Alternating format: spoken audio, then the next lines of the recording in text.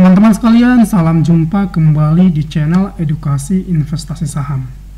Kali ini kita akan mengulas kinerja saham perusahaan-perusahaan yang tidak terkena dampak oleh COVID-19. Ada 3 saham yang akan dibahas. Yang pertama saham Bull, kemudian Link, dan terakhir ada saham Telkom, TLKM.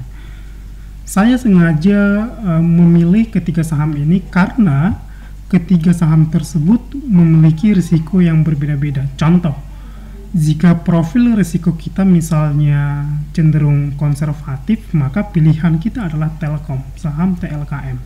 Kemudian jika profil risiko kita moderat, kita akan memilih saham Link. Dan kalau kita memiliki profil risiko yang agresif, kita mungkin akan memilih saham Bull. Oke, kita langsung mulai pembahasan dari kinerja dan juga analisis teknikalnya secara sederhana. Kita mulai dari yang pertama, PT Buana Lintas Lautan Tbk yang memiliki kode saham Bull. Saya informasikan, kita di sini hanya mengulas kinerjanya dan tidak mencakup fundamental lainnya seperti analisis rasio-rasio keuangan, valuasi sahamnya, kemudian manajemennya, kemudian prospek bisnisnya, dan lain-lain. So, ini adalah ringkasan kinerjanya, dimulai dari pendapatan, lalu laba kotor, kemudian ada laba operasi, dan terakhir laba bersih atau laba setelah pajak. Ini adalah chart untuk analisis teknikalnya. Kita sebagai investor mungkin mengabaikan chart atau analisis teknikal ini, tapi bagi trader saya akan mengulas secara sederhana. Kebetulan perusahaan ini dalam laporan keuangannya menggunakan US dollars. Jadi ini 97,9 juta US dollars dan bukan rupiah. Well, saya akan mencoba menjelaskannya dengan pendekatan SPJ atau singkat, padat, dan jelas. So, kita tidak lagi berbicara angka-angka ini, kita langsung ke change atau perubahannya. Kita lihat dari revenue atau pendapatan terjadi kenaikan 100% jika dibandingkan periode sebelumnya. Kemudian kita lihat di sini laba kotornya meningkat 146%. Laba operasinya meningkat 228% dan laba bersihnya naik sebesar 270%. So, apa konklusi yang dapat kita tarik? Yang pertama, kita katakan bahwa perusahaan ini membukukan kinerja yang sangat baik. Pertumbuhannya sangat tinggi, 100%. Yang kedua, perusahaan ini juga berhasil menekan atau mengimplementasikan efisiensi. Apa dasarnya? Kita lihat di sini. Revenue-nya naik sebesar 100%, tetapi untuk laba kotor dan juga laba bersih sampai dengan laba operasinya itu naik di atas 100%. Pemikirannya seperti ini.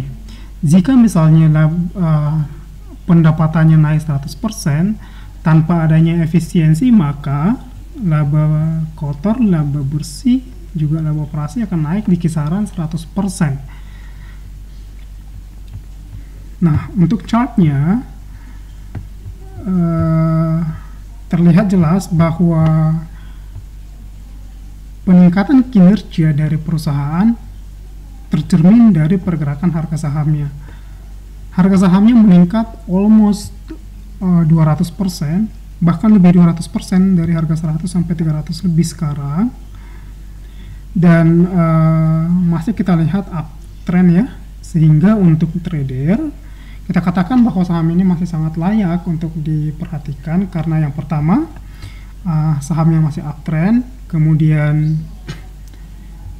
masih berada di atas moving average 20. Ini garis yang ini adalah moving average 20. Dan yang ketiga, garis MACD-nya sudah di atas 0. Oke. Lalu untuk para investor, terlebih long term investor, bisa dikatakan untuk saat ini kita sudah ketinggalan kereta. Jadi untuk memanage risikonya lebih baik kita menunggu konsistensi kinerjanya di periode-periode mendatang.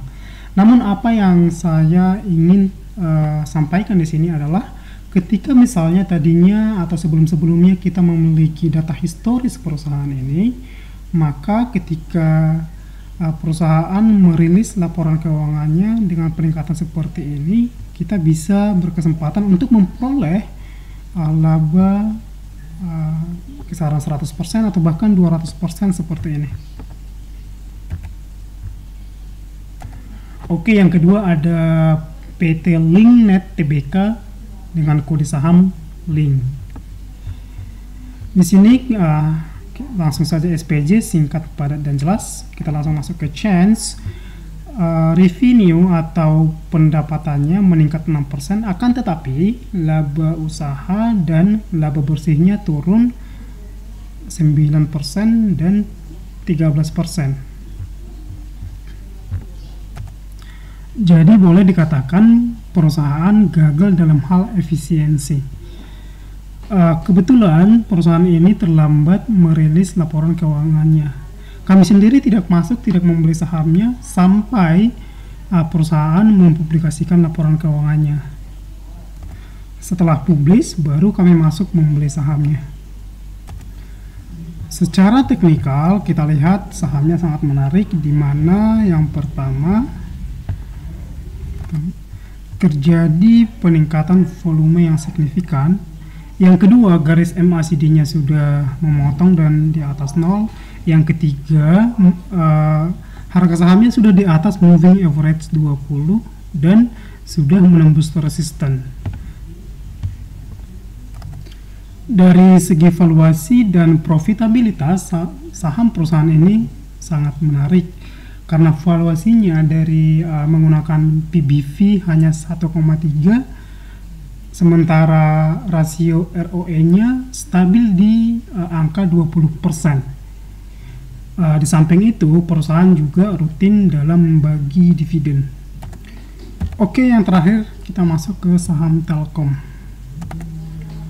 Dari segi pendapatan, dia turun sebesar 3,5%. Kemudian dari operating profit atau laba operasinya stabil, laba bersihnya juga jadi secara keseluruhan kita katakan stabil dan kita katakan juga cukup bagus, terlebih di tengah situasi seperti sekarang ini.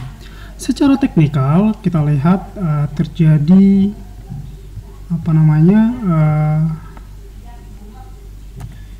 tekanan jual sehingga probabilitas sahamnya untuk turun itu lebih tinggi ketimbang naik.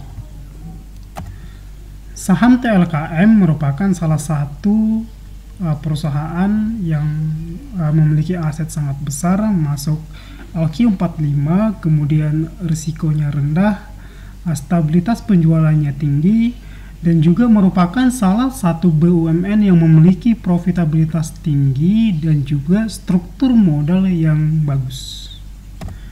Jadi kesimpulannya, untuk investor yang orientasi waktunya jangka menengah atau jangka panjang, maka ini merupakan momen yang tepat untuk memulai mengakumulasi sahamnya. Untuk trader jangka pendek, mungkin lebih baik memilih saham-saham lain karena secara teknikal, pergerakan harga sahamnya cenderung melemah atau cenderung turun. Oke, kita sampai ke akhir pembahasan. Saya tekankan channel ini adalah edukasi. Harapannya teman-teman, para praktisi dan akademisi terus memperdalam ilmunya sehingga kedepannya dapat mengambil keputusan yang didasari oleh ilmu pengetahuan dan tidak bersifat spekulatif. Oke, demikian pembahasan kita kali ini. Terima kasih. Salam jumpa ke depannya dan semangat selalu.